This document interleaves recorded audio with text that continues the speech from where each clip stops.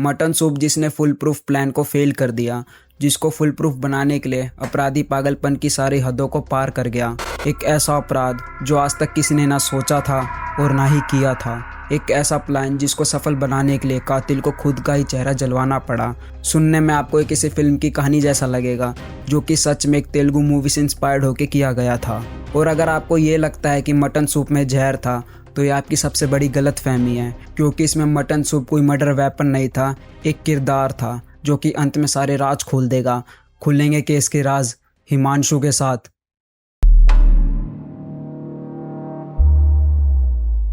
27 नवंबर 2017 नगर Kurnool private hospital में स्वाति एक शख्स के साथ भागती हुई हॉस्पिटल में आती है।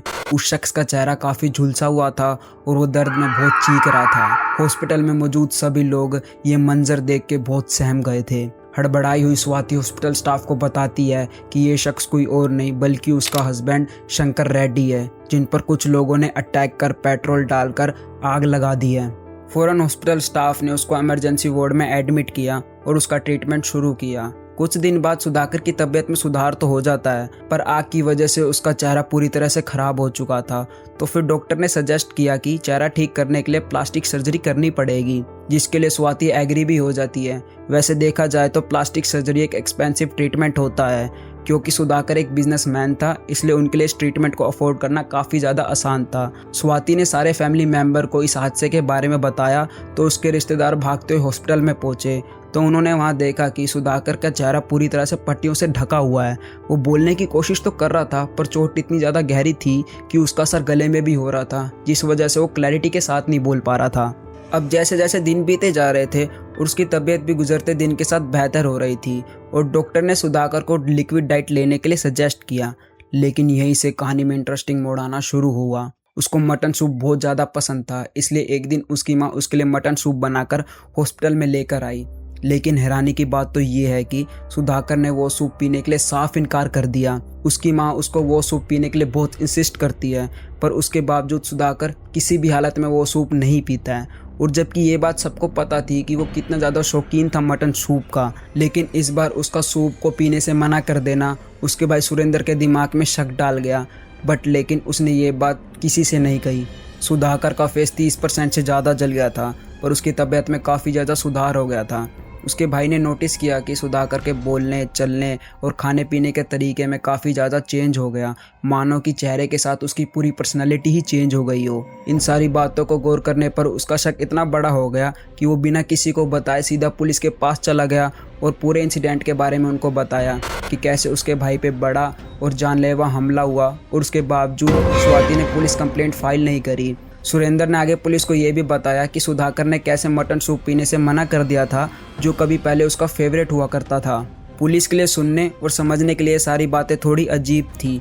उनको समझ नहीं आ रहा था आखिरकार सुरेंद्र उनको कहना क्या चाह रहा था, क्योंकि कुछ भी खाने पीने से मना कर देना कोई क्राइम नहीं होता।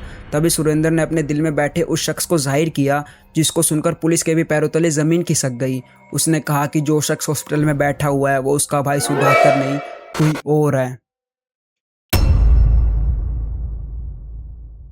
ये पुलिस के पास आया सबसे बड़ा विचित्र केस था, इसलिए इस केस के लिए उन्होंने एक स्पेशल इन्वेस्टिगेटर को हायर किया। अब वो शख्स सुधाकर है या नहीं, इस चीज़ का पता तो उसके फिंगरप्रिंट्स के थ्रू ही पता चल सकता था। इसलिए सीक्रेटली बहुत प्लानिंग से उस शख्स के फिंगरप्रिंट्स ले लिए।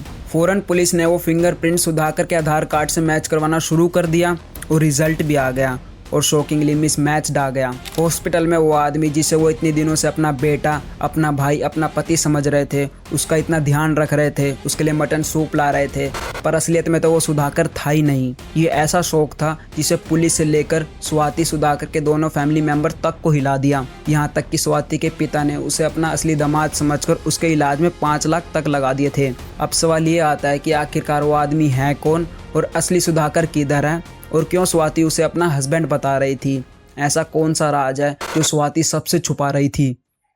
इन सभी सवालों के लिए पुलिस ने स्वाति को पुलिस स्टेशन बुलाया और उससे हर चीज़ के बारे में पूछताछ शुरू कर दी। जो वो बयान दे रही थी पुलिस को उसमें बहुत सारे लूप होल्स और कमियां मिल रही थी, इसलिए पुलिस ने अब स्वाति से सख्ती के साथ पेश आना शुरू कर दिया, जिससे वो टूट गई और उसने सारी सच्चाई बताना शुरू कर दी। एक ऐसा सच जिसको किसी ने भी अपने सपने में भी नहीं सोचा था। ईयर 2014 स्वाति और सुधाकर की अरेंज मैरिज होती है। सुधाकर पेशे से एक बिजनेसमैन था और स्वाति हॉस्पिटल में नर्स थी। उनके 2 छोटे छोटे बच्चे थे, एक लड़का और एक लड़की। शादी के कुछ सालों बाद स्वाति के बैक पेन शुरू हो गया और जब दर्द बर्दाश्त के बाहर हो गया था तब वो सुधाकर के साथ डॉक्टर को दिखाने गई, जिन्होंने एक फिजियोथेरेपी सजेस्ट किया। उस फिजियोथेरेपिस्ट का नाम राजेश था। शुरुआती के कुछ दिनों में स्वाति सुधाकर के साथ फिजियोथेरेपी के लिए जाती रही, लेकिन बाद में सुधाकर के बिजी स्केड्यूल की वजह से उसने अकेले जाना शुरू कर दिया और यहीं से स्वाति और उस फिजियोथेरेपिस्ट के बीच काफ़ी ज़्यादा नज़दीकियाँ बढ़ने लगी और नज़दीकियाँ इतनी बढ़ गई कि दोनों ने सारे रिश्तों को ताक पर रख के एक दूसरे से प्यार कर बैठे।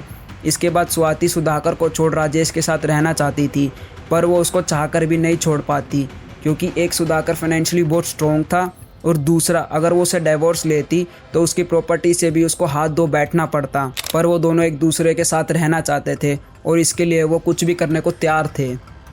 स्वाति और राजेश के दिमाग में तरह तरह के आइडिया आ रहे थे, पर बाय चांस एक दिन स्वाति ने यवदू मूवी देखी, जिससे उसके दिमाग में एक खौफनाक आइडिया आया, जिसको उसने राजेश के साथ शेयर किया। एक्चुअली इस मूवी के एक पार्ट में ऐसा दिखाया गया है कि कैसे प्लास्टिक सर्जरी के थ्रू एक इंसान को दूसरे इंसान से बदला जा सकता है। यहाँ तक कि दोनों ने मिलकर उस मूवी को कम से कम 20 से ज़्यादा बार देखा और उसके बाद दोनों ने मिलकर राजेश को ठिकाने लगाने का प्लान बताया, जिस पे आपको विश्वास ही नहीं होगा।